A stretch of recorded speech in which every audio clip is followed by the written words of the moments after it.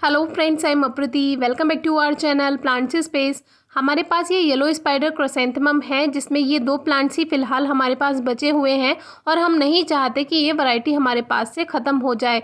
तो अभी rainy season चल रहा है, सबसे अच्छा मौसम होता है किसी भी प्लांट की कटिंग ग्रो करने का।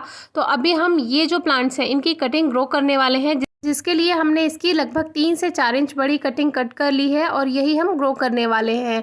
क्राइसेंथेमम कटिंग से भी इजीली ग्रो हो जाता है और बेबी प्लांट से भी इसको प्रोपेगेट किया जा सकता है। लेकिन अभी इसमें बेबी प्लांट्स है नहीं, एक प्लांट में है, वो कुछ ज़्यादा ही छोटा है, इसीलिए उसको अभी ग्रो नहीं करेंगे। तो ये जो कटिंग्स हमने ली हैं, सबसे पहले इनमें से एक्स्ट्रा जितनी भी लीव्स हैं इनको कट कर देते हैं, क्योंकि ये कटिंग से एनर्जी भी लेंगी और मॉइस्चर भी कटिंग का लेती रहेंगी, इसीलिए इनको हमने कट कर दिया है। और वैसे भी ये कटिंग ग्रो करने के बाद सूख ही जानी है। तो अब ये एक पॉट बना बनाया हमारे पास रखा था, बहुत पहले इसमें थोड़ा सा हमने खाद मिलाकर तैयार किया था, लेकिन अभी फ़िलहाल काफ़ी टाइम से ऐसे ही रखा था, तो इसी में ही ग्रो कर देते हैं। कोई नया पॉटिंग मिक्स नहीं बना रहे हैं। और लगभग 1 इंच की गहराई पर हम इस कटिंग को सॉइल से कवर कर देंगे, जिसमें रूट्स अच्छी और जल्दी बनेंगी, क्योंकि अगर ज़्यादा ऊपर आप मिट्टी में रखते हैं तो कटिंग के सूखने के चांसेस ज़्यादा रहते हैं, क्योंकि ऊपर की नमी जब ख़त्म हो जाती है गर्मी से तो फिर कटिंग को नमी यानी मॉइस्चर नहीं मिल पाता और फिर वो सूख जाती है। तो ये कटिंग ग्रो करने के बाद हल्का से इसमें वाटर स्प्रे कर देते हैं। एक बात का ध्यान रखिए, जब भी कोई सीड ग्रो करते हैं या कोई कटिंग ग्रो करते हैं, सॉइल में ओवर मॉइस्चर बिल्कुल नहीं होना चाहिए, क्योंकि यही वजह है जो सीड है या कटिंग है वो सभी गल जाते हैं। अब ऐसे ही देखिए, ये एक पॉट रखा हुआ था, तो इसमें से ही हम मिट्टी ले लेते हैं, जिससे आपको ये भी पता रहे कि देखिए हमने कोई फर्टिलाइज़र इसमें नहीं मिक्स किया है। ये वही हमारे गार्डन की सॉइल है और इसी में ही आपको डायरेक्ट कटिंग ग्रो करके दिखाएंगे।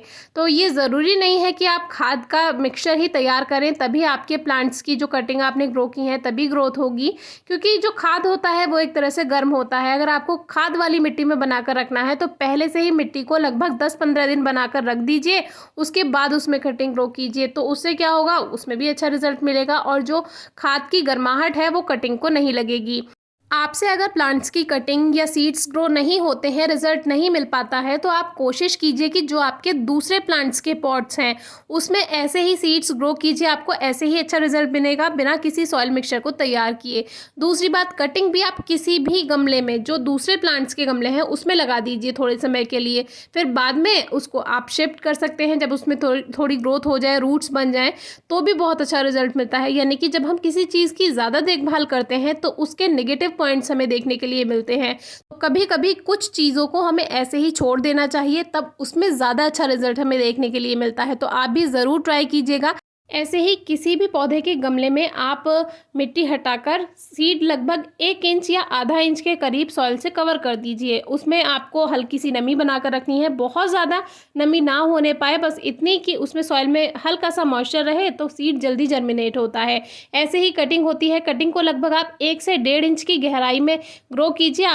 इसमें हमें मॉइस्चर मेंटेन करने की ज़रूरत नहीं होती है और प्लांट्स अपने आप ही ग्रोथ करते चले जाते हैं, खास तौर से रेनी सीजन में। अब देखिए, इसमें ये बेबी प्लांट्स बन रहे हैं, तो इसकी हम सोच रहे हैं एक कटिंग और ले लेते हैं, क्योंकि जो बेबी प्लांट्स है वही अच्छी ग्रोथ कर लेंगी, जो उसमें न्यू शूट हैं वही ऊपर की तरफ इसमें ग्रोथ कर लेंगी। तो ये पौधा तो बेकार नहीं होगा। काफ़ी व्यूअर्स पूछते हैं कि हम कटिंग ग्रो करने के बाद या सीड ग्रो करने के बाद छाया में रखें या धूप में रखें।